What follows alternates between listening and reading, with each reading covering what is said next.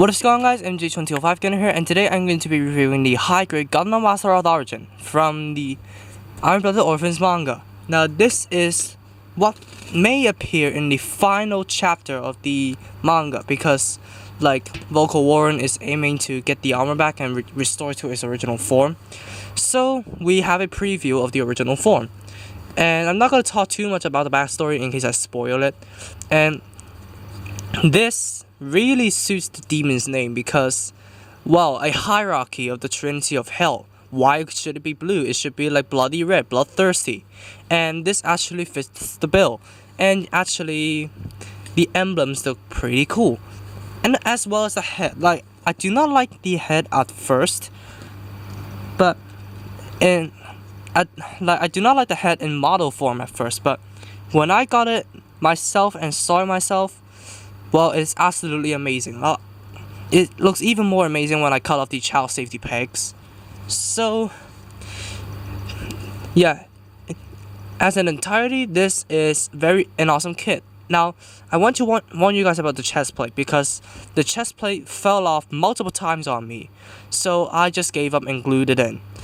So for stickers, you have the eyes, the emblem on the chest, the emblems on the shields, and the gray on the back, the light gray on the arms, and this back piece. Not the best work I could do, but yeah, it's good enough. And also the arrows on the thighs. So that's all the details for the Gundam Astaroth origin. I'm still gonna call it the Astaroth anyway because yeah. So for articulation of the Astaroth, the head is on a double ball joint and it's kind of looser on this one, which is a good thing because the Gundams before have very tight ball joints, so that I may break something if it is impossible. So, and then the arms are on ball joints, they can come up.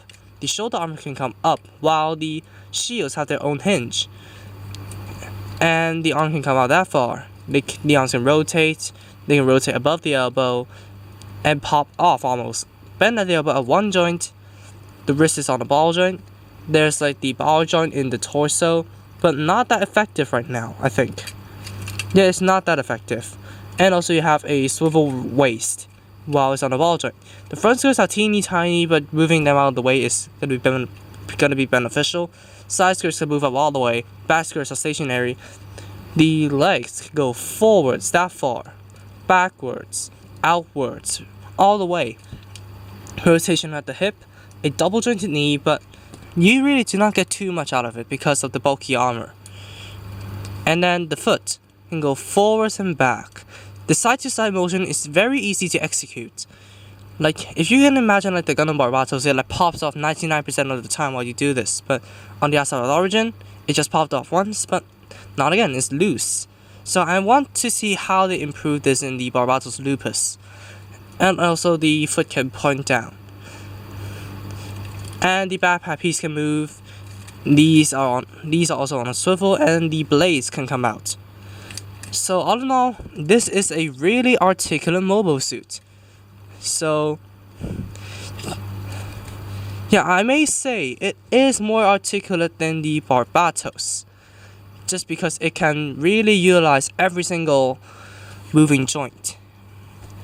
So for accessories, now you have what is the most obvious, the variable blade shields on the shoulders, which is now used by a Hyakuri frame in the manga.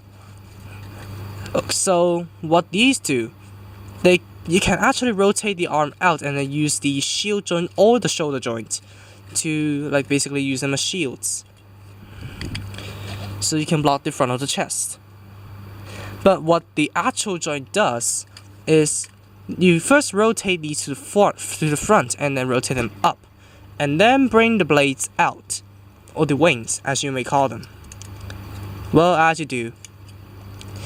And then you just point this up, and then now you have the flight mode, which looks pretty darn cool. And finally to the handheld accessories. Now first, you have the Gamma Nanolaminate Sword. Yeah, it is actually that name. So it is entirely in red, nothing to change there. It is red in the official photos. Now, you see this kind of power cord kind of thing? Yes, you put the sword into the hand first, and then just peg the power cord onto the sword. Now, this is not just for show or stability. This actually serves a function. Now, in what I read from the wiki, that the power cord transfers AHAP particles onto the blade, making it more sharp, similar to what Exia or Double O did, like transfer GM particles to the actual physical blade to make it more sharper. And then you have the Sledgehammer. This is the hammer head, but there's a hole here, so it can act as the sheath for the sword. So now you actually have a sledgehammer, or you can basically use them as individual weapons as you do, because you have a handle here. You can put it on underslung and basically kind of force it a little bit to get it stuck in there, if I can do that sort of thing. Well, I tried, it works, and it is actually pretty wieldy because it does not droop, it does not tilt, and it has like something to hitch onto the arm. So this is what I may say one of the most wieldy giant weapons in the Iron Blooded Orphans universe. And finally, you have the shotgun.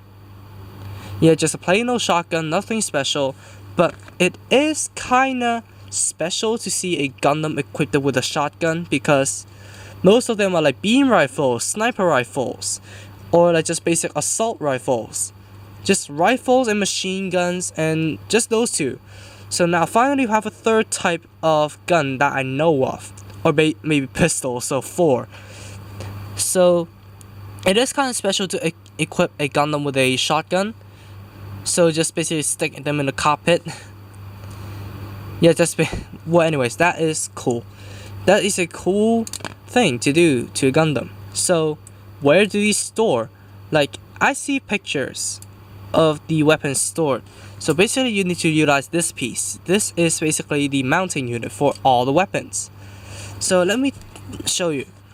So the lower rectangular, more narrow rectangular peg is for the shotgun, because it has a hole at the top. So it just pegs in like this. And then for the sledgehammer, now the sword is technically stored because the sledgehammer head is the sheath of the sword, and the power cord just sits there. So the top peg is actually for the sledgehammer. Now you want to do it with the red handle facing out. So that is all the weapons stored, and you have holes on either side skirt, but well, the official images show it on the left side skirt. So just pick it in, and now every single accessory is stored on the Gundam. That is an actual cool thing. So that's all the accessories for the Astaroth origin. Okay, for comparisons, what more to do than bring in the original Astaroth? But the original Astaroth is fiddly to pose, and I left it on the shelf, so I do not bother. But since I have another one, I did a color custom. So I hope this gives you guys a brief idea of how the Astaroth evolved into from his armor being stolen to a random scrap of parts. I hope this gives you guys a brief idea. So that's gonna be all for the Gundam Astaroth origin. So thank you guys so much for watching this video. If you did like it, please be sure to drop a like, comment, and also subscribe for more gaming videos, model reviews, and all that kind of stuff. Please be sure to check out my Astaroth review and customizations video. Both will be in the description below or in the playlist. Subscribe to Ultra Prime, it's a videos and focus in gaming if you haven't, and I'll see you guys in the next video. Peace out, guys. Bye bye.